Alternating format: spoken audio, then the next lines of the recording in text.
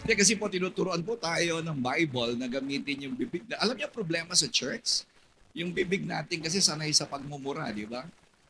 Tama. Sanay sa pagsisinungaling, sanay sa pagsigaw-sigaw na hindi magaganda. Dito po sa church, tinuturuan tayo na yung bibig natin, for your information, kaya po tayo nilagyan ng bibig. Hello? Kaya po tayo nilagyan ng bibig para magsalita ng mga bagay na nakaka-encourage, salita ng pag-asa. Hindi po yan ginagamit para pagsisinungaling, pagmumura. Tama? Tama po ba yon? Kahit ang tenga, ang purpose po niyan ay para makinig tayo ng salita ng Diyos. That's the primary purpose why God gave us ears. Ganun din ang mata. So that our eyes can be used by God. So kaya dito po sa church, tinuturuan po tayo na i-recover. Sabihin mo nga, recover. Kasi matagal na pong ginagamit ng demonyo ang mata mo, ang bibig mo, ang tenga mo, ang kamay mo. Now, it's about time. Since you're going to church, it's about time that we surrender everything to God. Amen. Kaya ngayong umaga po ay bago ako magsimula, practice ulit. Practice. Sabihin mo sa katabi mo, you are blessed. Yan. Alright? Para hindi naman laging puro pagmumura lang ang gamit ng bibig mo. Unti-unti, baguhin na po natin yan. Okay? Sa umaga pong ito, ang ating pong pag-uusapan, alam niyo yung isang goal ng buhay natin. Kung bakit buhay pa po tayo hanggang ngayon. Kaya ka naging Christian. And did you know that thousands of years before you were born, 1,000 taon bago ka ipinanganak, meron na po talagang plano ang Diyos sa iyo. Hindi ako may sabi nun. Sabi po ng salita ng Diyos. If you don't believe it, it's not my problem. Kaya hindi ka naniniwala. Pero yun po at totoo. Ang isang plano ng Diyos, habang nandito po tayo sa daigdig na to, is that to live a life that is pleasing to God. Yan po talaga. Yan ang plano. Hindi ho plano ng Diyos na ikaw ay makatapos lang ng pag-aaral, maging professional, magkaroon ng pamilya, makabili ng kotse, bahay, lupa, everything. No, those things are good. Hindi ho masama yun, ha? Those things are good. Mabait po ang Diyos, gusto ng Diyos na ibigay sa atin ang mga bagay na kung saan tayo mabibless. But, that is not the primary purpose of God why you were born and created in the first place. Ang kaisa-isang dahilan kung bakit nandito po tayo ay hindi lang para mag-church. Ang dahilan is for us to live a life that is pleasing to God. Bakit po? Kasi pag natuwa ang Diyos sa iyo, umanda ka na sa pagpapala. Amen? Pag natuwa ang Diyos sa iyo, umanda ka na sa blessing. At sa Bible po, merong isang lalaki, alam niyo sobrang natuwa ang Diyos sa kanya. At pinulot po siya mula sa maruming hanap buhay at ginawa siyang hari ng isang bansang makapangyarihan. Of course, alam niyo yan, no? Si David. Kilala niyo si King David. Actually, sa sobrang galing po niya, ay binanggit po siya sa lahat halos ng libro ng Bible. At kung alam niyo yung bandera ng Israel, ito po, may bandera po tayo dito ng Israel. Ang tawag po dito sa bandera ng Israel, ito po, ay Star of David. Yan, ang tawag dyan, Star of David. Bakit po? Kasi nga po si David, masyadong natuwa ang Diyos sa kanya. Bakit? Dahil matapang ba siya? Maybe, siya ba'y masipag? Maybe, siya po ba ay gumawa ng mga magagandang bagay? Siguro po. Pero hindi po yun ang dahilan. Hindi yun ang talagang dahilan. At ito po yung gusto kong basahin sa inyo sa Book of Acts, chapter 13. Tingnan niyo, sabi sa bagong tipan. Sa lumang tipan, sikat na po si David. Sa Old Testament. Kasi nabuhay po siya during the Old Testament times. If you are reading your Bibles. Pero sa New Testament, binanggit pa rin siya. Sabi sa Acts 13, after removing Saul, si Saul po yung unang hari ng Israel, hindi po, for your information, hindi po si David ang first choice, okay? Siya ay second choice lang. Hindi siya. Kaya huwag kayo mag-aalala kung ikaw ay pangalawa lang na choice. Alright? Walang problema yun sa Diyos. Kahit hindi ikaw ang first choice. Si David po ay second choice lang. Sabi, after removing Saul, he made David their king. God testified concerning him. Ang sabi po ng sumulat ng aklat ng gawa, ang Diyos mismo ang nagsabi. Anong sabi ng Diyos? I have found David, son of Jesse, a man after my own heart. Yun po ang dahilan. Ang dahilan po kung bakit po ang isang bata, 16 years old, pumapatay ng mga leon, pumapatay ng oso, pumatay ng higante, ang pangalan Goliath, pumatay ng thousands and thousands of enemies of Israel, at nag-conquer ng nations. Kinonquer niya lahat ng bansa sa paligid niya. Ang dahilan, hindi po siya matapang, kundi nakita ng Diyos na ang puso niya ay kamukha ng sa Diyos. Ano daw yung ibig sabihin? Anong ibig sabihin pag ang puso kamukha ng Diyos? He will do everything I want Him to do. Okay, nakita niyo ba yun? Nabasa niyo? Natuwa ang Diyos. Bakit? Hindi dahil masipag ka, hindi dahil gumagawa ka ng magagandang bagay. Those things are good. Okay lang po yun. Pero ang unang-unang katangian na nakita ng Diyos sa batang ito ay yung puso niya ay kamukha ng puso ng Diyos. Paano? Ano ba yung puso na yon? He will do everything that God wants him to do. Sa isang salita, obedience. Sabihin mo nga, obedience. Lahat ng pagpapala, diyan nagsisimula. Obedience. All the blessings that will be coming your way is on the other side of obedience. Kung ano man po ang pinagdadaanan nyo ngayon, kapatid, baka may mga dumadaan dito sa pagsubok. Baka may dumadaan dito sa mga kahirapan. Baka may dumadaan dito sa karamdaman. Okay? Okay lang po yan. It's normal. Pero I want to tell you that your blessings is on the other side of obedience. Pwedeng meron ka nakikita rito na bundok ng problema, pero may nakikita ka ditong mga struggles financially, may problema kayo sa pera, may problema kayo sa anak mo, sa tatay mo, sa asawa mo. Don't worry. Ang sabi ng Bible, kapag nakita ng Diyos na ang puso mo ay katulad niya, ano yun? Obedient. Sabihin mo nga, obedient. One more time, obedient. Your blessing is waiting on the other side of struggles. Nandoon yun, nag-iintay yun sa mga may problema po ngayon. I want to encourage you this morning. Kaya sabi ng 2 Chronicles, chapter 16, verse 9. Ito, isa to sa mga paborito kong talata ng Bible. It's so powerful. Ang sabi po ng Bible, the eyes of the Lord. Yung mata raw po ng Diyos ay lumiligid sa buong daigdig. Sabi, in order to strengthen those whose hearts, ayun naman yung heart. Importante talaga sa Diyos yung puso. Whose hearts are fully committed to Him. Ang mata daw po ng Diyos ay naghahanap ng mga tao na palalakasin niya. Dahil alam ng Diyos, marami tayong problema, tama?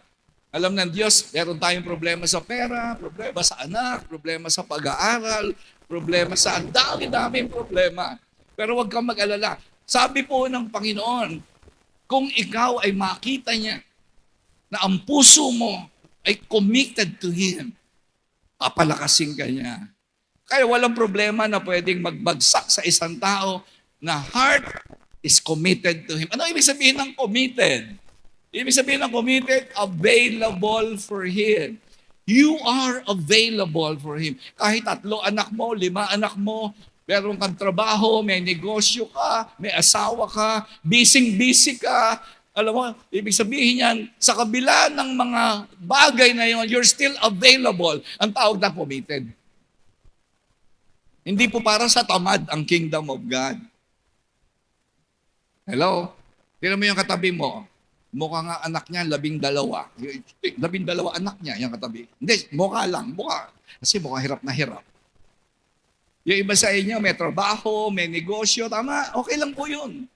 Okay lang yun. Kaya nga natutuwa ang Diyos na sa kabila ng ikaw, professional ka, may negosyo ka, may asawa ka, busy-busy ka, may anak ka, ang dami mong iniintindi, ang daming problema, and still, your heart is committed to God. Available ka pa rin. Ang mga available, kapatid, hindi yung mga tamad ha. Hindi yung wala kang ginagawa. Siyempre, natutuwa ang Diyos doon sa mga tao na sa kabila ng dami mong problema, sa kabila ng dami mong iniintindi, sa kabila ng daming pagsubok, sa kabila that your mind is so occupied, di ba? Still you are available for God. Ang sabi ng Panginoon, palakasin kita. Hindi sinabing bibigyan kita pera. Hindi sinabing bibigyan kita ng bahay at lupa. Kaya hindi po ako pwedeng malungkot na matagal. To be honest with you, hindi ako pwedeng maghina na matagal. Ako po, nangihina rin ako. Napapagod din po ako, syempre naman. Pero hindi ako pwedeng mapagod na matagal. Why? Kasi nga po, ang mata ng Diyos ay lumiligid sa buong Pilipinas, buong Asia, buong Europe, buong mundo. Naghahanap siya ng mga palalakasin niya kapag ang puso mo is available for God. Hello? Nandiyan pa po ba kayo? Sabi mo sa katabi mo, available ka. Teka muna, baka mamaya, nililigawan mo yung babae. Ha? Huwag mo tanongin. Ha? Baka iba na naman sabihin mo. Sabihin mo sa katabi mo, available ka ba para sa Diyos? Ay, amen. So, ang dami natin ginagawa, tama? But still, you're available for God. Kasi, tandaan ninyo, sabi ng Bible, God looks at the heart. God looks at the heart. Hindi po siya tumitingin sa panlabas. Hindi po siya tumitingin kung gaano ka ka-busy. Hindi po siya tumitingin kung ano yung mga bagay na pinagkakaabalahan mo. Ang pinakamahalaga sa lahat sa Diyos is looking at the heart. Katulad ngayon, nandito kayo sa church. Nagpipreach si pastor. Gusto ko sabihin sa inyo, importante sa Diyos, ano yung puso mo ngayon? Naka-ready ba yan? Naka-ready ba yung taniman ng salita ng Diyos?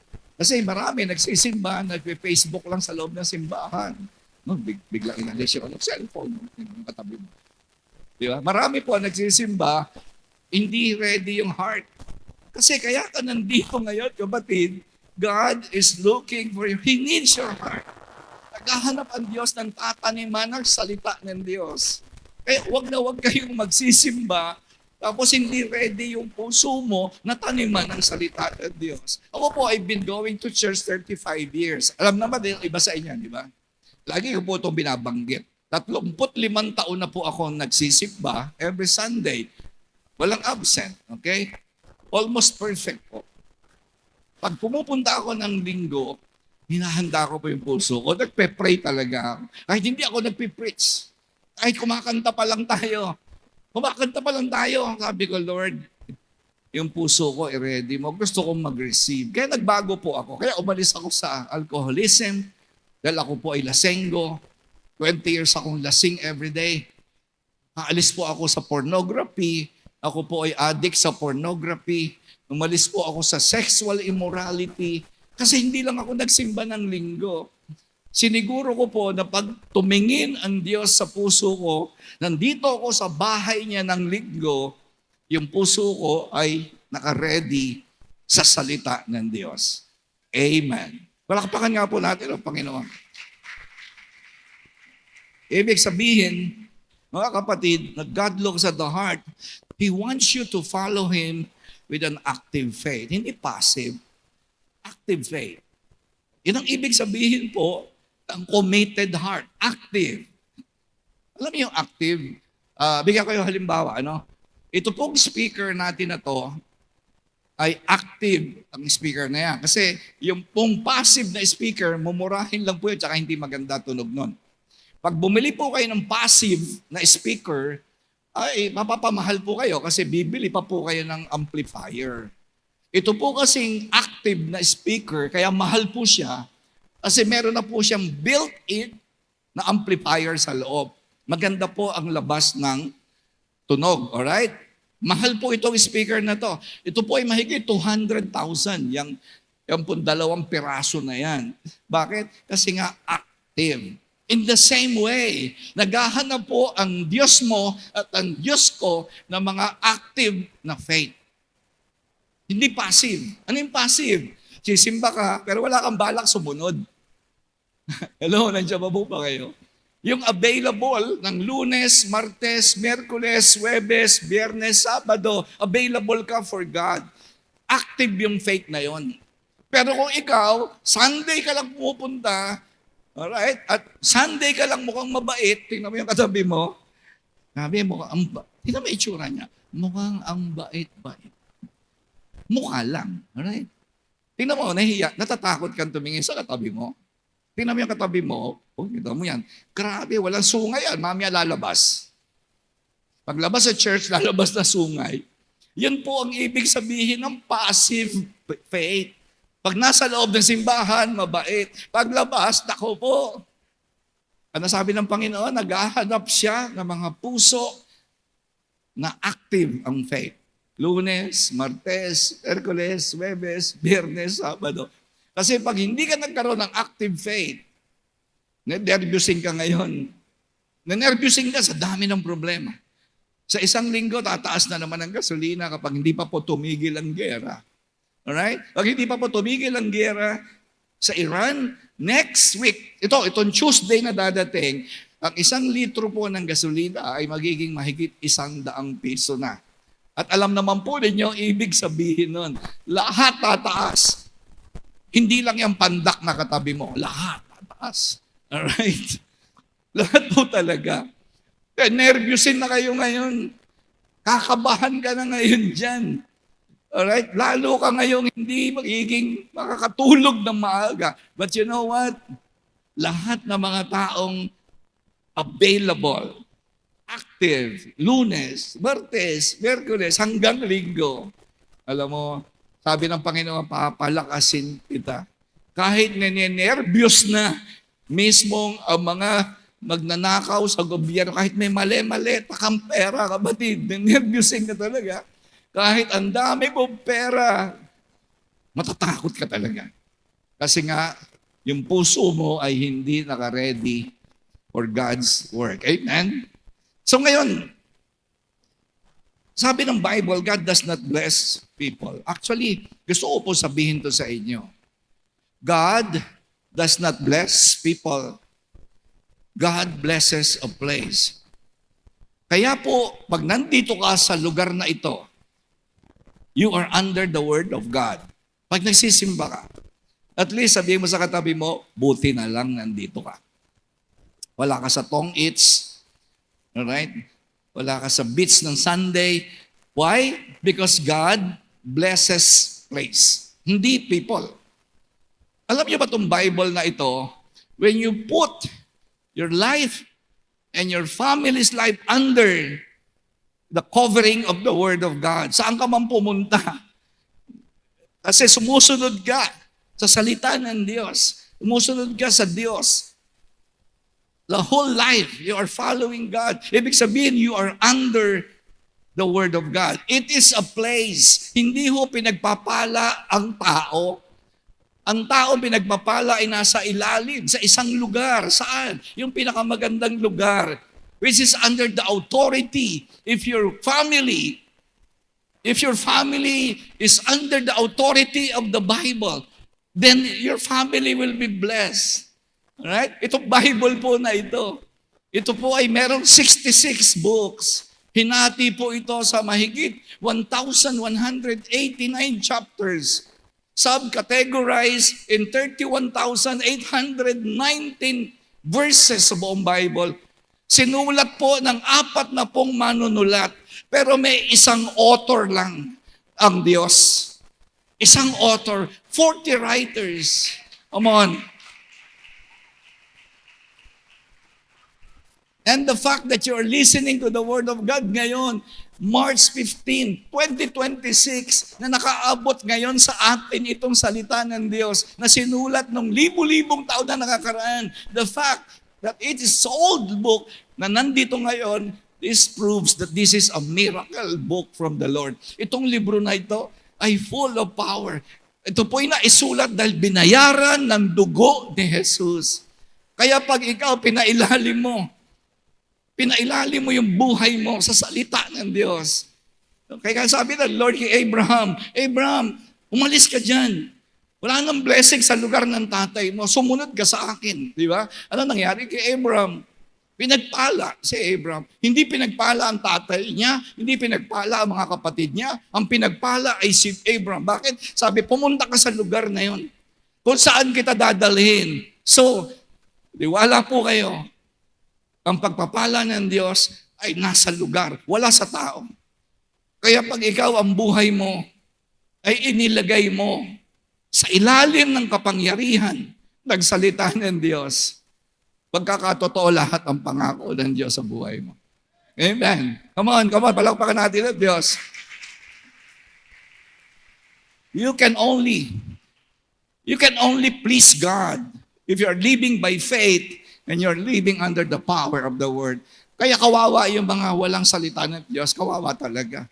Kahit magsimba po kayo ng magsimba, wala hong mangyayari sa buhay ninyo. Kahit sabihin mo pa, gusto ko nang magbago, kahit alam ko, genuine yan, kahit alam ko, naniniwala ako, gusto mo magbago, hindi mo magagawa. Kasi hindi ka matutulungan ng Diyos. And without the help of God, and without your life and your family, your children, your sons and your daughters, pag hindi mo dinalang bahay mo sa ilalim ng salita ng Diyos, wala talagang magagawa ang Diyos sa buhay mo. And you don't want to live a life like that. Hindi niyo magugustuhan. Believe me, you will become miserable all your life. Kaya makikita kang dami-dami nagsisimba, wala nangyayari sa buhay. Tama? Di ba nakikita mo sa loob ng simbahan, ang gugulo ng buhay nila, nagsisimba. Walang kapayapaan, hindi makaalis sa kasalanan, hindi magamit ng Diyos. Kasi pag alis mo dito sa simbahan na ito, ano nagagawin mo? Nasa ilalim ka pa ba ng salita ng Diyos? Is your family, your finances, your life? Sabi ko nga, yung bibig mo ba? Nasa ilalim ng salita ng Diyos. Yung mata mo ba? Nasa ilalim ng salita ng Diyos. Yung kamay mo ba? Nasa ilalim ng salita ng Diyos. Kaya po, ngayong umaga, gusto ko pong pag-usapan, ano yung nakakatuwa sa puso ng Diyos, sa Diyos? Diba? How do we develop a heart like Jesus? Interesado po ba kayo sa topic? Ulitin ko po, ang pinagpapala ng Diyos ay yung kamukha ng puso ni Jesus. Ano ba yung puso ni Jesus? Obedient. Saan obedient? Sa salita ng Diyos. Andiyan pa po ba kayo? Alright? How do we develop a heart? And I tell you, it's doable. Hindi po imposible. Ito po ay nagagawa. Nagagawa ng kahit sino, katulad ni David. Si David po, ay katulad mo lang at katulad ko. Pangkaraniwan lang po siya. Actually, marami nga sa inyo rito, mas magagaling pa kay David eh. Kaya lang, ang lamang lang ni David, natuwa ang Diyos sa kanya. Bakit? Kasi, bilasa natin sa Bible? I found this man after my own heart. Balik mo nga, para mabasa natin, Acts. Yung unang verse, pakibalik nga, para gusto ko lang ma-review. Ano sabi? I have found David, son of Jesse, a man after my own heart. Okay? Yun lang. Yun ang katangian ni David. Wala po siyang pinag-aralan. Wala siyang pera. Wala. Bunso siya. Actually, sa panahon po ni David, ang unang pamimilian para maging hari ay yung panganay. Pero alam niyo, sabi ng Bible, 7 kapatid niya sumablay. Kasi bunso si David, right? Sa mga nagbabasa ng Bible, siya po ay bunso. Bakit nasira ang tradisyon ng Israel? Dapat yung panganay, o hindi yung pangalawa, o hindi yung pangatlo, o hindi yung pangapat. Bakit? Ibig sabihin, sa 8 magkakapatid, si David lang po ang nakita ng Diyos na ang puso ay tama. Malay mo. Tingnan mo yung katabi mo. Tingnan mo ako natutulog, pakigising. Sabi mo, mamaya ka na matulog sa bahay. Alright? Alam nyo, kaya masarap dito. Sarap matulog, no? Kaya masarap dito sa dulos. Malamig, sarap matulog. Sabi mo sa katabi po, malay mo. Ayaw talaga, no? Ayaw talaga. Pakiano mo nga yung katabi mo, baka hindi na humihinga. Sabihin mo sa katabi mo, malay mo, ikaw ang pagpalain sa lahat ng kapatid mo. Di nga, tama? Kasi 7 eh. 8 sila magkakapatid, right? 8. Nilakpasan ni David yung 7. Kasi yung 7 sablay. Ano nakita ng Lord kay David? He will do what I want him to do. Obedience. Pagsunod. At hindi ho mahirap. Alright? Sasabihin ko sa inyo, bakit hindi mahirap? Ito yung pag-uusapan natin. Ready na po ba kayo? How do we develop a heart like Jesus? Okay, paano tayo magkakaroon ng puso na kamukha ni Jesus? Hindi pa huli ang lahat. Kahit gaano kakapalpak.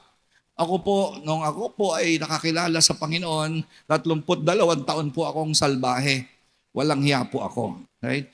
Ako po'y sinungaling, ako'y palaambura, dami kong babae, ako'y lasenggo, ako po'y sugarol, ako po'y naninigarilyo ng 2 kaisang araw, ako po'y magnanakaw. Mag-isip na po kayo ng mga kawalang hiyaan. Hindi ko po yung pinagmamalaki. Nakakahiya po ang buhay ko. Sinasabi ko lang po ito sa inyo to drive the point that with God, all things are possible. Okay? So, 1989 po, isinuko ko po ang buhay ko kay Jesus. Alright? 1984. At naintindihan ko na pwede pala na ang isang walang hiya na katulad ko ay makapag-develop ng puso na kamukha ng Panginoon. Pwede palang matuwa ang Diyos sa akin na dati ako po'y isinumpa. Nagkahirap-hirap ang buhay ko, nagkasira-sira ang relationships ko, ako po'y baon sa utang, baon ako sa utang, milyon dahil sa sugal. Pwede pala, no? Pwede palang baguhin ng Diyos ang situation mo. Kaya lang, alright? Importante po ito. Kailangan muna na ma-develop, unti-unti, hindi bigla. 35 years na po akong born again Christian. 35 taon na po. Unti-unti lang. Okay? Pwede pala na ang puso mo ay mabago. Dahil sa Diyos, walang imposible. Alright? Number 1. Paano number 1? Simple lang to. Simple. Alright? Lahat kayo, pwede niyong gawin po ito. Nagawa ni David, magagawa natin. Number 1, we must care what Jesus cares about. Siguro hindi nyo agad maintindihan, kapag nabasa nyo lang. Pero ganito, tatanungin ko kayo. Alam nyo ba kung ano yung mga mahal ni Lord? Alam nyo ba yun? Kung ano ang mahal ni Lord? Kung gusto mong matuwa ang Diyos sa'yo, kung ano yung mahal niya, dapat mahal mo rin. Tama, mali. Halimbawa, kami po ni Pastora Angie, kami po ay 38 years ng magkapamilya. 38 years na. Noong magsama po kami, Pastora Angie, natutuhan ko na po na yung mahal niyang kapatid niya, kailangan ko rin mahalin. Kasi mahal ni misis ko yun eh. Tama? Hello? Sino rito, mahal na mahal mo yung biyanan mo, na ayaw mo makita? Hindi ba kapag nag-asawa kayo, kung sino yung mahal ng asawa mo, dapat mahal mo rin yun. Tama? Tama po ba yun? Right? Yung mga pangarap niya, magiging pangarap mo din. Wala hong pagkakaiba. Kaya natuwa po ang Diyos kay David at matutuwa sa iyo at matutuwa sa akin kung alamin ko lang, sino ba ang mahal ni Jesus? Dapat yung mahal ni Jesus, mahalin ko rin yun. At you know what? Teka muna, baka nag-iisip ka. Dalawa lang ang mahal ni Jesus. Dalawa lang. Sabi mo sa katabi mo, idikit mo sa amin noon niya. Sabi mo, dalawa. Alright, sabi mo, dalawa lang. Hindi mahirap, dalawa lang. Ha, pastor? Dalawa lang ang mahal ni Jesus? Yes, hindi niya mahal ang ginto, hindi niya mahal ang lupa, hindi niya mahal ang bahay, hindi niya mahal ang kotse, hindi niya mahal ang kayamanan. Dalawa lang ang mahal niya. Ano yung una? Mahal niya ang lahat ng tao. Lahat. Lalo na yung makasalanan na pupunta ng impyerno. Alam mo ba kung bakit hindi natutuwa ang Diyos sa'yo? Kasi ang mahal mo lang, asawa mo, nanay mo, anak mo. Ano sabi ni Jesus? Anong kaibahan niyo sa mga walang hiya? Yung mga walang hiya, alam niyo yung mga nagnakaw ng milyon-milyon sa Pilipinas? Alam mo? Mahal din nila yung nanay nila, yung kanilang asawa, yung anak nila, apo nila. Mahal nila yun. Ang sabi ni Jesus, wala kayong pinagkaiba sa kanila. Pero you know what?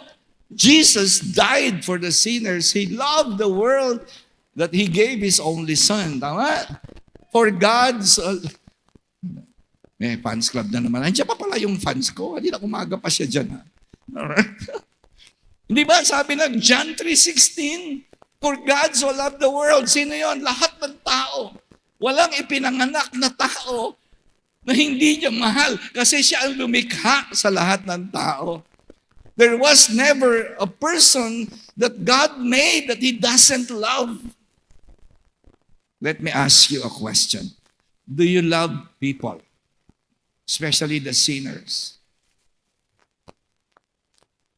Kasi pag hindi mo natutuhang mahalin ang mga makasalanan na naging dahilan para pamatay si Jesus sa cross,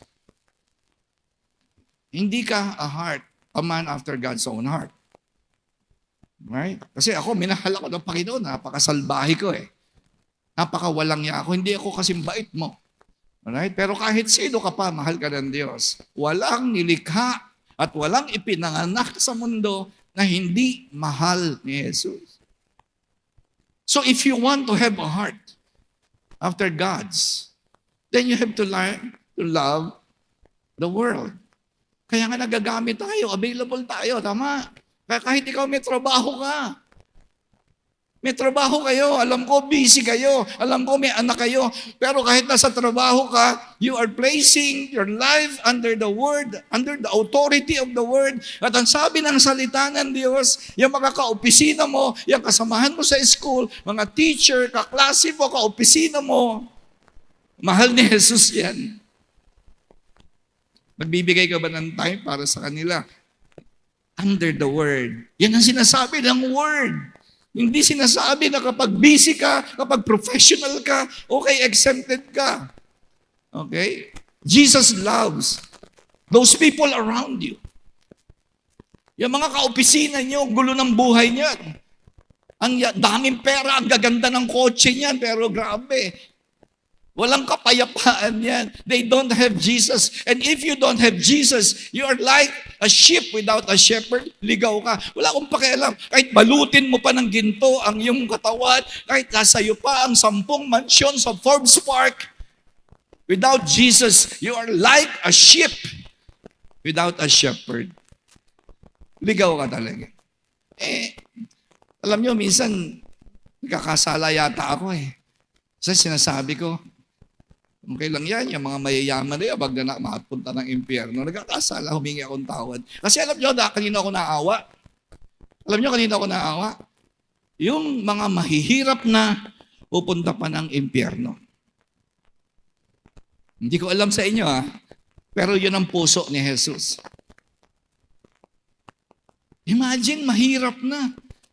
Grabe, hindi na nakaranas ng kaginhawahan sa lupa. Tapos pupunta pa ng impyerno. Pero ikaw wala kang pakialam, tama? Kaya kita mo, ikaw ngayon ay naka-center ngayon sa things of this world. Ang alawang minamahal po niya yung church. Dalawa lang ang minamahal ni Jesus. He loves people, He loves the sinners. Ang pangalawa, He loves the church. Ito, tundulos. He loves the church. Kaya alam nyo, ayoko mag-absent ng Sunday. Bakit? Kasi gustong-gusto ko na nandito sa church. Hindi ko alam ba't ka nagsisimba. Hindi ko alam. Kasi ako, pag nagsisimba ako ng linggo, alam nyo, ba't ako excited? Kasi makikita ko kayo eh. Di ba? Makikita ko yung mukha ninyong pag Biyernes Santo. Naaalala ko tuloy ang Good Friday. Hindi po. Alam nyo ba? Alam ko kung bakit ako nagsisimba ng linggo. Ikaw ba, alam mo? Kaya ako nagsisimba ng Sunday because Jesus loves the church.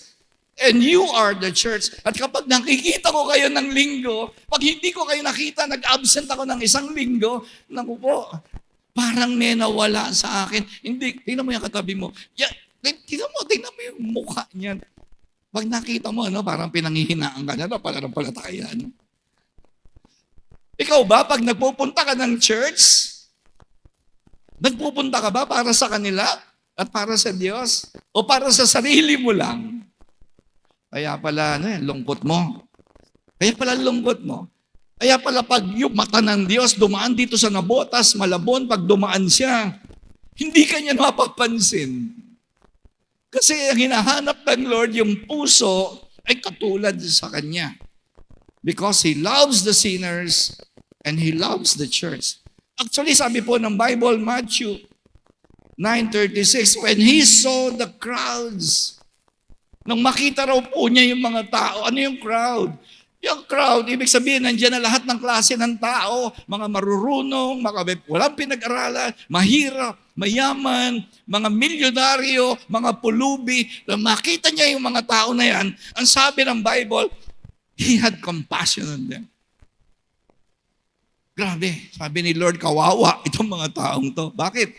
Because they were harassed and helpless, like sheep without a shepherd. Ang walang Jesus ligaw. Wala akong pakialam. Kahit ikaw ay valedictorian ka pa, summa cum laude ka pa, ikaw ay anak ni congressman, anak ni governor, naliligo ka sa pera, wala akong pakialam. Ligaw ka. Without Jesus. Kaya nga po, nandito tayo sa church. Kaya mula nung ako po, 1989, hindi na ako nawala sa church. Kasi I want to see the church. I love my church. Whenever I see my church, kahit anong problema ko, kapag nakita ko ang mga tao na pumupunta sa church, na-encourage ako. Bakit? Sabi ng Panginoon, papalakasin kita, Rudy. Kahit anong dami ng problema, if you love my church and you love my people, I will strengthen you. Kaya walang problema. Come on. Kaya walang problema na pwedeng magpabagsak sa iyo. Why? Because God Himself is strengthening you. Ang Diyos ang nagpapalakas sa iyo, hindi pera. Hindi pera. Actually, hindi ba napansin? Habang dumadami ang pera mo, lalo ka natatakot. Hindi niyo napansin yan. Hindi ba habang dumadami pera mo, lalo ka natatakot? Kasi hindi mo alam gagawin. Paano na? Baka maubos to. But when you are pleasing in the eyes of God, He will strengthen you. Actually, ako po, kaya ako na born again. Alam niyo, ba't ako pupunta ng langit? Hindi po ako nagyayabang, ha?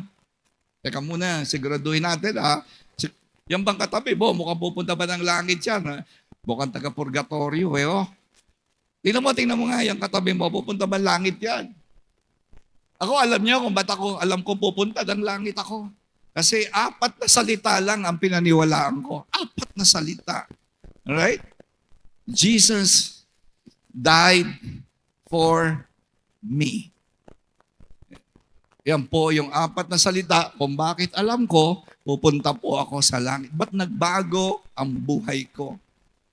Bakit mula sa kamunduhan at kababuyan, binaboy ko na po ang buhay ko, pati ibang tao na damay.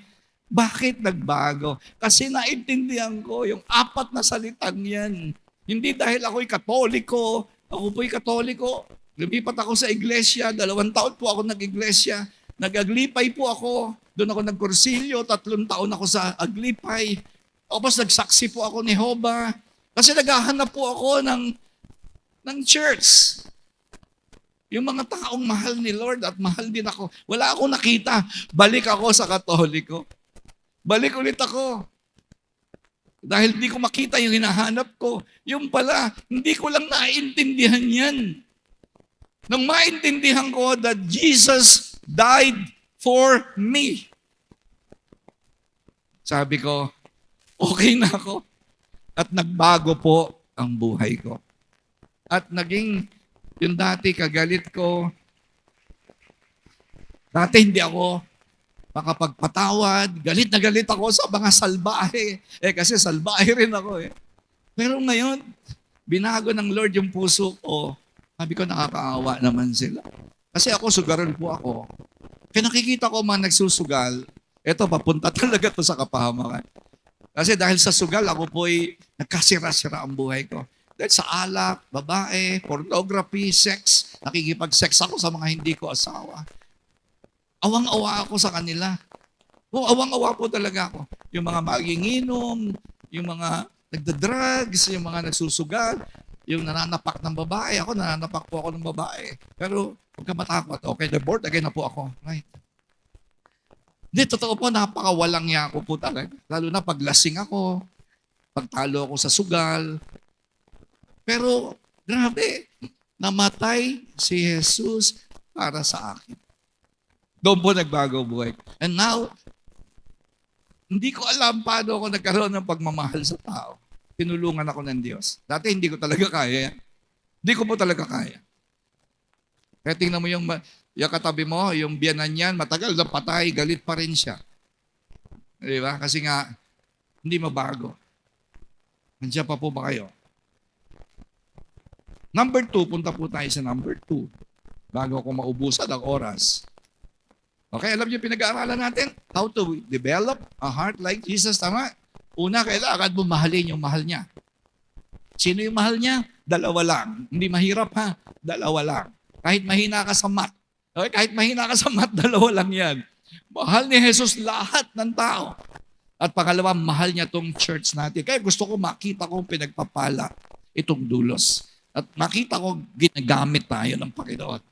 Pangalawa, we must be indifferent to what Jesus is indifferent to. Ano ibig sabihin yan? Sa Tagalog po, noong indifferent ay hindi mo dapat pakialaman yan. Wala kang pakialam. Alright? Tanungin ko po kayo, lahat ba ng mga bagay ay equal sa value? Lahat ba ng bagay ay equal sa value? Siyempre hindi, tama? Mas mahal yung ginto kaysa sa buhangin. Tama, mali? Hindi pwedeng mahalaga sa iyo yung buhangin kaysa sa ginto. So hindi ka talaga pwede na lahat ng bagay pantay-pantay po ang pagtingin mo. Are you following? Hindi lahat ng bagay pantay-pantay ang tingin mo. Kapag hindi mahalaga, huwag ka mag-ubos ng oras dyan, sabi ng Bible. So Jesus, hindi mahalaga sa kanya ang politics. Hindi mahalaga sa kanya yon. Hindi mahalaga sa kanya ang kotse. Hindi siya bumili ng sasakyan. Nanghiram lang siya ng kabayo. Hindi mahalaga sa kanya yung libingan. Nanghiram lang siya ng libingan. Wala siyang bangka. Nanghiram lang siya ng bangka. Wala siyang bahay. Nakikitira lang siya ng bahay. Hindi masama yung mga bagay na yon. Pero ibig sabihin lang ni Jesus, mga temporary lang yan. Hindi siya nagpunta sa lupa para bumili nito, bumili niyan, magkaroon nito, magkaroon niyan. Si Jesus po ay indifferent sa mga bagay na temporary. Nakafocus ang kanyang oras, paningin at lakas sa mga bagay na pangwalang hanggan. Meron pa mga bagay na tatagalan na 1 taon? Meron ako alam, bata, namatay 1 taon eh. May alam din ako namatay ng 5 taon. Meron ako alam na namatay 20 years old. Hindi pantay-pantay. Hindi lahat magtatagal. May namamatay ng 30 years old. May namamatay ng 50 years old. Ako, buhay pa ako. Ang edad ko ay, alam nyo na yon. Alright, kung ilan. Pero may mga bagay na hindi mawawala kailan paman. Alam niyo ba yon that there are things that will never last? Heaven and earth will pass away, but the kingdom of God will never pass away. Alam niyo kung bakit po malungkot ka? Ba't ka malungkot? Kasi pantay-pantay ang tingin mo dyan eh. Pantay sa iyo yung ginto, pantay sa iyo yung Diyos, pantay sa iyo yung bisyo, pantay sa iyo yung drugs, pantay sa iyo pamilya, pantay si Jesus. Pantay-pantay lang eh. Hindi ubra yun. Hindi talaga ubra. Wala ka dapat pakialam sa mga walang pakialam si Jesus. Basahin natin yung verse. Ano sabi ng Bible verse? But first. Isa lang ang first, ha? Walang dalawang first. Amen? Hello? Walang dalawang first. Isa lang ang first. But first, sabi ni Jesus, ang unahin mo ay yung kanyang kaharian at yung kanyang approval. Hindi approval ng boss mo. Hindi approval ng nanay mo. Okay, magpakabait kang empleyado, magpakasipag kayo, okay lang po yun. Magpakasipag kayong anak, magpakabait kayo, okay lang po yun. Pero higit sa lahat, unahin mo. Hindi pareho yung approval ng nanay at approval ng Diyos. Hindi pareho yung approval ng boss mo. Sino man yung boss mo, wala akong pakialam. Iba ang Diyos sa boss mo. Hindi sila pantay.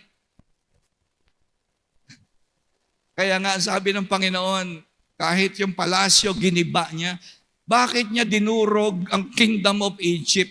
Bakit ang Egypt, sinira niya ang Egypt? Bakit? Kasi yung gobyerno na yun ay nag-uutos na sumamba sa Diyos-Diyosan. Kasi inaalipin ang mga tao. Kasi pinapatay ang mga bata. Kasi ang mga babae ay walang karapatan. Kasi pinipigil po ang bayan para sumamba. Kaya ano ginawa ng Diyos? Dinurog niya ang Egypt. Kasi walang kwenta sa kanya yung kaharian na yan. Kasi ang kaharian ng Diyos, ang number one. First, be concerned. May concern ba kayo sa things that will never last? Karamihan po sa inyo di ba? O Lunes, ano ginagawa mo? Trabaho, pamilya, pera, puro gano'n na lang. Diba paano yan? Pantay lang ang tingin mo. Sa mga bagay na pansamantala at pangwalang hanggan, hindi pwedeng pantayan. Kasi ang pangwalang hanggan, yan ang first sabi ni Jesus. But first, be concerned about the things that will last forever. Ang ginto, hindi magtatagal yung ginto.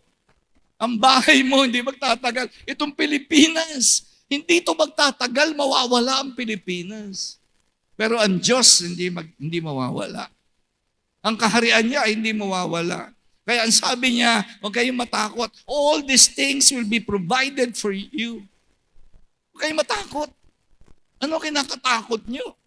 Kasi nga, pantay-pantay at tingin mo, no, mali yan. Huwag mong tingnan ng pantay-pantay. Iba pagtingin ko sa kaharian ng Diyos. Iba pagtingin ko dito sa mga bagay na panlupa.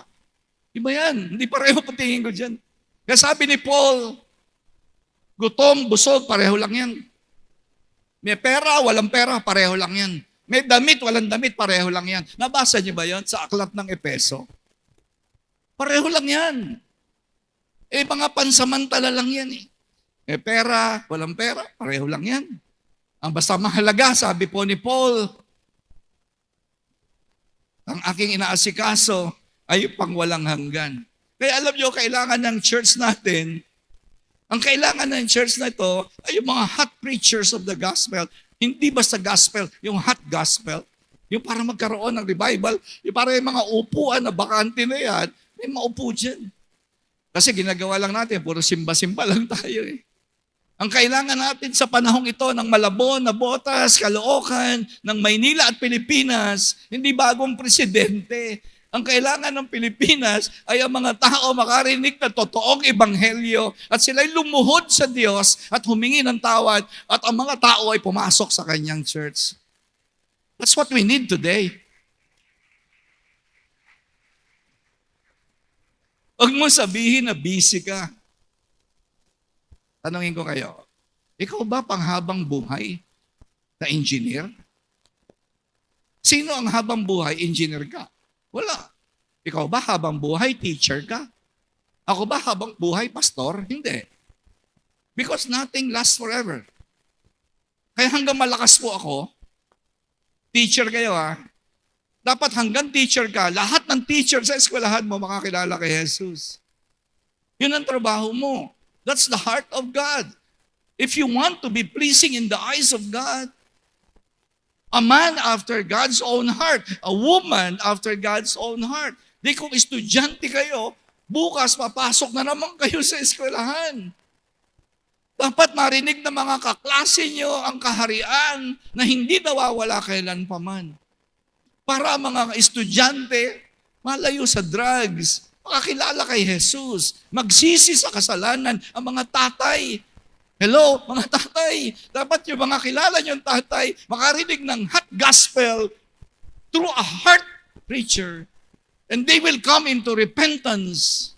Magsisi, lumuhod, humingi ng tawad. At alam niyo, marirevive po ang Pilipinas. Oo, marirevive. Mababago ang Pilipinas. Hindi presidente kailangan natin. Wala sila magagawa. Kahit sinong presidente, iboto nyo, wala yan. Wala talaga. Ang kailangan natin, mga Pilipino na merong tamang relasyon sa Diyos. Huwag mo sabihin, busy ako eh. Kasi may trabaho ako eh. Kapatid, yung trabaho mo, yun ang lugar ng mission mo. Huwag ka magsabing busy ako. Christian ka. Ibig sabihin, nandoon ka sa ilalim ng salita ng Diyos. You will make a decision that you will place your life, your vocation, your career under the authority of the Word of God. Mas makapangyarihan ang Bible kaysa sa career mo. Wala talaga. Kaya tayo mo Pilipinas. Kita mo Pilipinas ngayon. Kasi nga, kulang po tayo sa mga tao na may puso ng Diyos.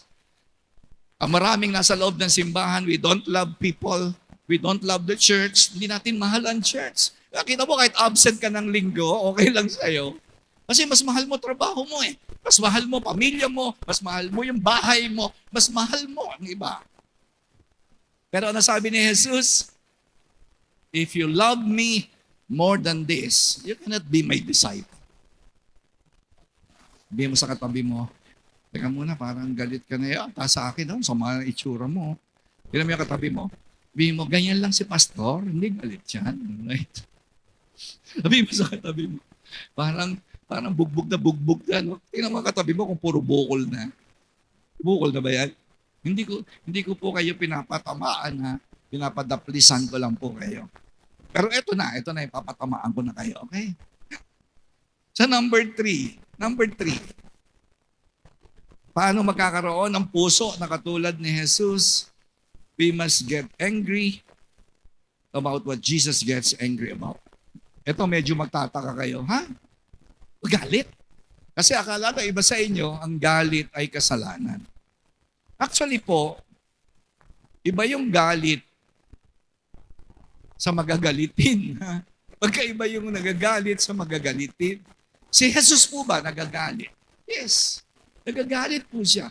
Pero nagkasala ba siya? Hindi.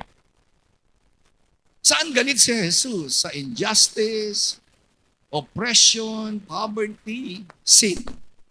Kapag ikaw ay hindi nagagalit sa masama, then something is wrong with your heart. Something is wrong with your heart. Alright? Pag hindi ka nagagalit sa kasalanan, nakikita mo yung mga kabataan na addict po sa sex, high school pa lang, hindi na virgin, nakikita mo yan, and you don't feel angry, at hindi ka nag-iisip paano ko sila madadala sa Diyos, then something is wrong with your heart. Wala kang pakialam, di ba? Wala kang pakialam sa mga, alam niyo ba na ang kaluluwa ay walang hanggan? Alam niyo ba yun? Ang tao po kaya mahalaga kasi walang hanggan yan eh. Kasi pag kamatay mo rito sa daigdig, pupunta ka either sa parusang walang hanggan or sa buhay na walang hanggan. Ibig sabihin, kaya mahal ni Jesus ang mga tao kasi they will never end. Ang matatapos lang sa atin ay itong katawang ito.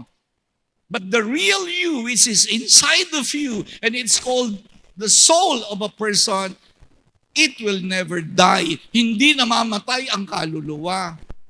Kaya binayaran niya ni Jesus sa cross na ang sino mang sumampalataya sa Kanya ay hindi mapapahamak. Kaya ang Diyos ay galit sa kasalanan. At kung ang Diyos ay galit sa kasalanan, galit ako dyan. Hindi tayo galit sa makasalanan. Galit tayo sa kasalanan. Kaya pag nakakakita ako ng mga bata, bakla na, bata pa lang bakla na, Diyos ko po, hindi ako galit sa bata. Galit ako doon sa nangyari sa kanya dahil sa bunga ng kasalanan. Pag nakakakita ako ng mga naghihirap, hindi ako galit sa mahihirap, galit ako sa kahirapan. Bakit? Kasi naghirap ako eh. Alam ko yung walang makain eh. Alam niyo po kami ni Pastora Angie, na maliliit pa anak namin, hindi namin alam kung saan kami kukuha ng pagkain. Naggalit po ako dyan. Sabi ko, hindi ubra to. Hindi to kalooban ng Diyos. And when I started to get mad about poverty, about sin, sabi ko, ayoko na ng pornography. Hindi tama ito. Ayoko na ng pagmumura. Hindi tama ito. And I placed my life and my family under the authority of the Word. Pinagpala po kami. Nagbago buhay namin. Nagalit ako sa kasalanan.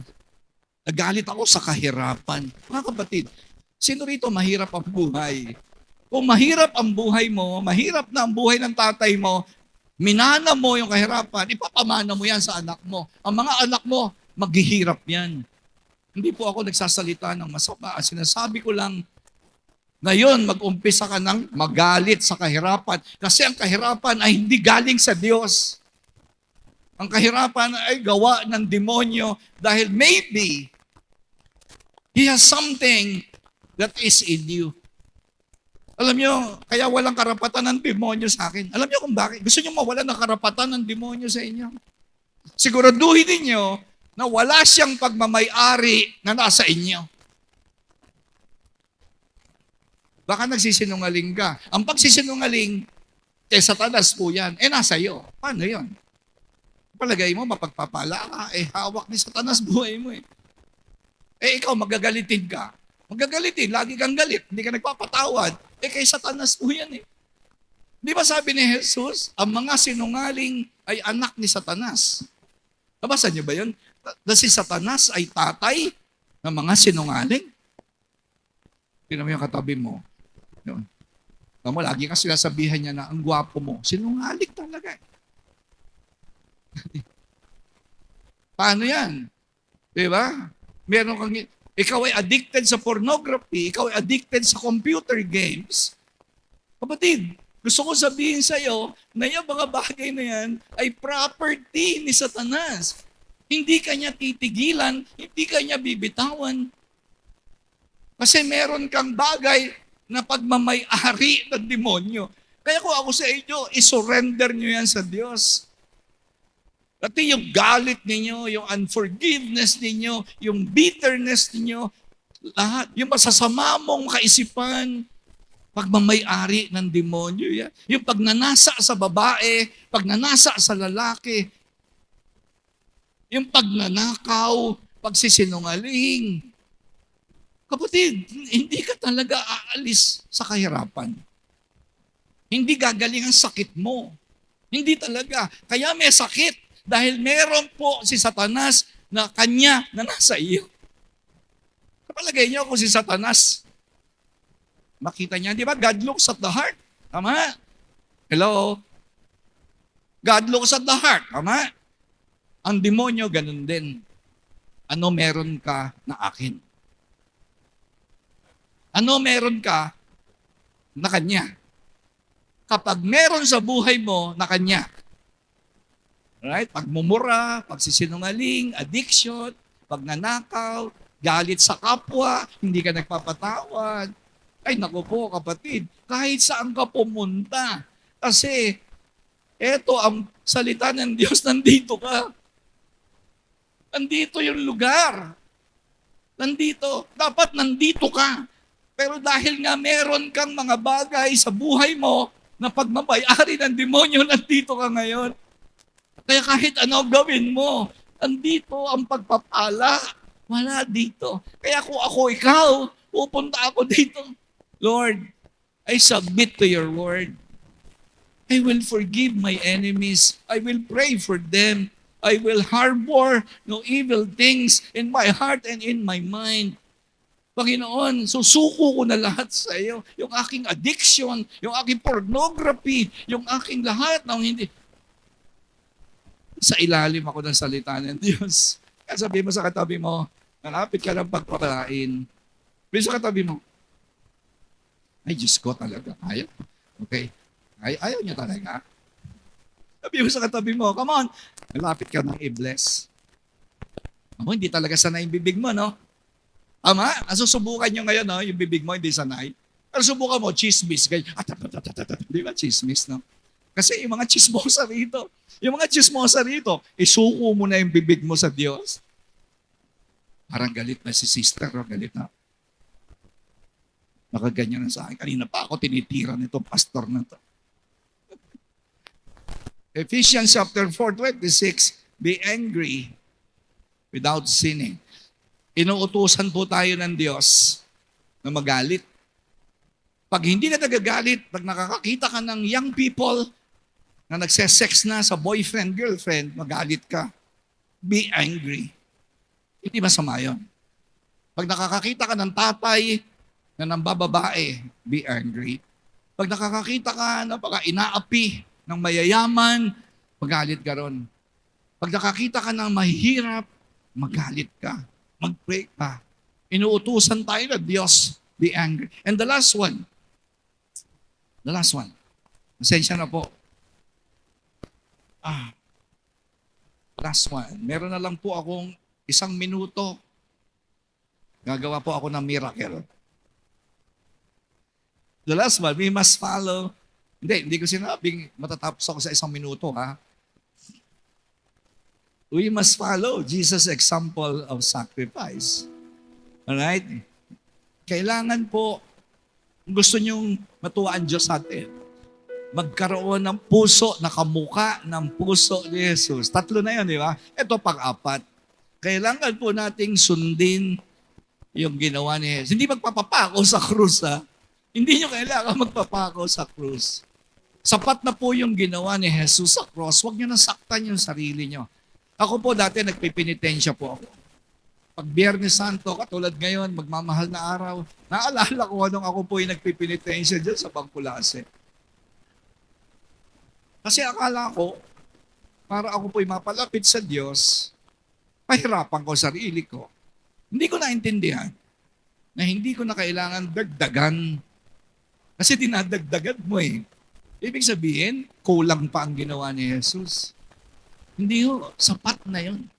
Ang gagawin na lang natin, sumunod sa kanyang halimbawa. Ano yung halimbawa? Dali lang.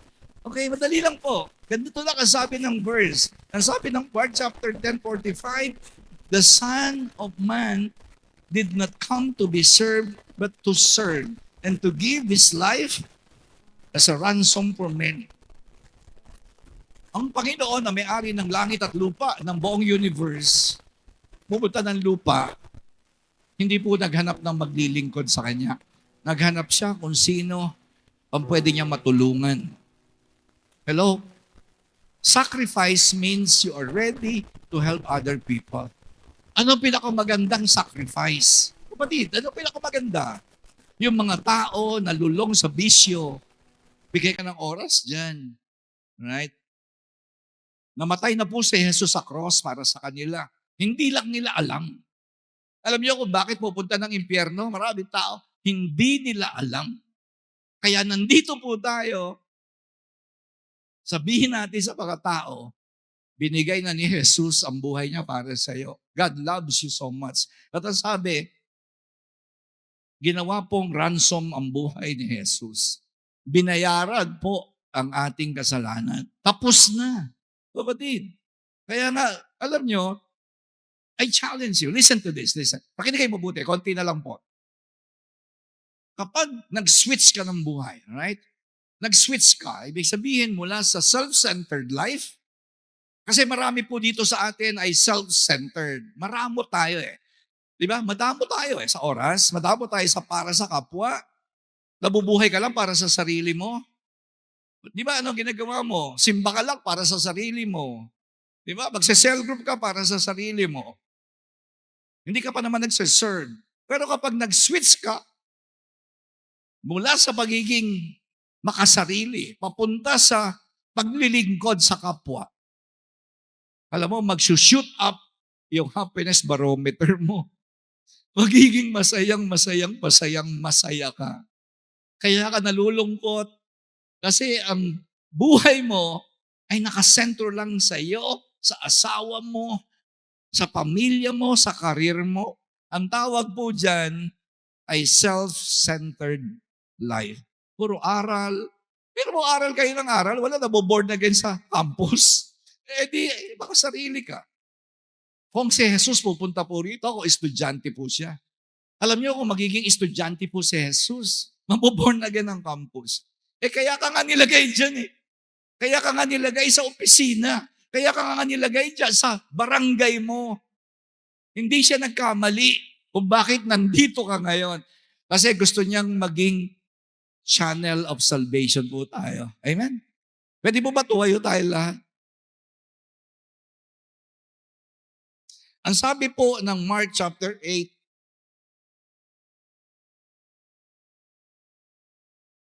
sabi po ni Jesus, si Jesus po nagsasalita rito, if you try to hang on to your life, you will lose it. Ibig sabihin, kung mabubuhay ka lang ng 50 years sa daigdig na to, na tungkol lang sa iyong sarili, tungkol lang sa plano mo, tungkol lang sa mahal mo, tungkol lang sa pamilya mo, tungkol lang sa anak mo, tungkol sa iyo, sa iyo, you will lose your life. At isang araw, mga kapatid, itong mga batang ito, itong mga teenager na to, isang araw, eto sigurado to sigurado to, isang araw, katulad ko, nagising na lang ako ay senior citizen na. Sabi ko, where are all the days gone by? Saan napunta yung oras? Di ba? Ganyan ang mangyayari sa marami sa inyo. Wala kang gagawin, kundi maghanap buhay, aral, pamilya. Isang araw, ang tanda mo na. At sasabihin mo, ano ginawa ko sa buhay ko? You will lose it, sabi ni Jesus. Pero ngayon pa lang sabi niya, if you give up your life for my sake. Actually, mga kapatid, alam niyo kung bakit masarap maging born again Christian? Because Jesus, hindi po ako na born again for Jesus to make my life better. Hindi po ako na born again dahil doon. Kaya po ako masaya, hindi dahil Jesus will make my life better, but because Jesus is better than life. Si Jesus, hindi po siya nagpapabuti ng buhay ko. Si Jesus ay mas mabuti kaysa sa buhay. I cannot think of any other life apart from Jesus. I cannot. I cannot. Hindi ko alam. Wala na ako maisip na buhay, kundi si Jesus lang. Kaya sabi niya, if you give up your life for me, parang hirap, no? Ano yun? Iiwanan ko buhay ko? Hindi. Ang sabi lang niya, magsimula kang mabuhay para sa akin. Kasi, yung iba po kasi sa atin, kaya nagkakamali. Alam niyo, minsan, kaya po kayo nagkakamali. Alam niyo yun? Kasi akala mo, kailangan mo si Jesus para gawing maganda buhay mo. Hindi po yun ang totoo. Although, hindi naman masama. Pero ang totoo po, wala ka nang malalamang ibang buhay kundi si Jesus because He is the life. Jesus is the life. He is the way, the truth, and the life. And Jesus, He did not die on the cross to make your life better. He died on the cross because Jesus is better than life. Yung po ang totoo. If you give up your life for my sake and for the sake of the good news, you will have life. Magkakaroon kayo ng buhay. Hindi ka magsisisi. Ako po ngayon, senior citizen na po ako. Excited ako. Every day. Wala ako nakikita para pagsisisihan ko. Kasi ako po piloto by profession, di ba? Ako po'y piloto eh. Dati akong piloto. Pero hindi ko natagpuan doon ang totoong buhay. Kasi hindi naman ako forever maging piloto. Kahit naging piloto ako, hanggang 65, retired na ako. Mga teacher, hanggang 65, tapos ka na. Engineers, 65, tapos ka na. Accountant, 65, tapos ka na. Mga doktor, 65. Abogado, 65, laos ka na. But in Jesus, you will find the meaning of life. Pwede po ba itaas po natin yung mga kamay natin sa Panginoon? Panginoon, salamat po. Taas natin yung kamay natin. Lord, thank you. Thank you for Jesus. Jesus, you are life. Sabihin natin, Panginoon, ikaw ang buhay. Gusto mo na maging maayos ang buhay ko? Salamat. Pero Panginoon, ikaw ang buhay. Kaya pala, may mga taong pinugutan ng ulo para sa iyo. Kaya pala may mga pinakain sa leon para sa iyo. Kaya pala may mga taong sinunog para sa iyo. Dahil natagpuan nila na ikaw ay mas mahalaga kesa sa buhay. The goal is not to live. The goal is to make life. Panginoon, yun ang goal namin. Na magkaroon ng totoong buhay at yun ay matatagpuan lang namin sa iyo. Salamat po sa umaga ito.